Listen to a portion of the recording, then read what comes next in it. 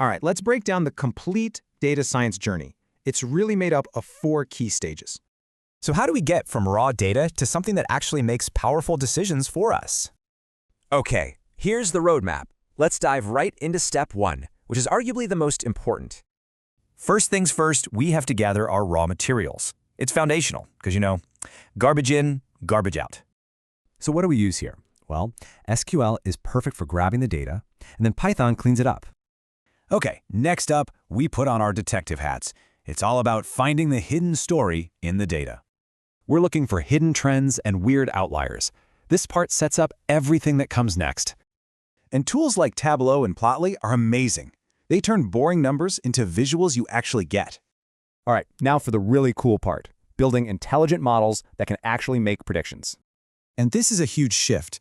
We're not coding rules anymore. We're teaching the model to learn. So the whole game is picking the right algorithm and then tweaking it to be as accurate as possible.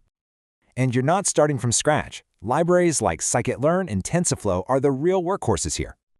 We're almost there. Now it's time to get our model out of the lab and into the real world.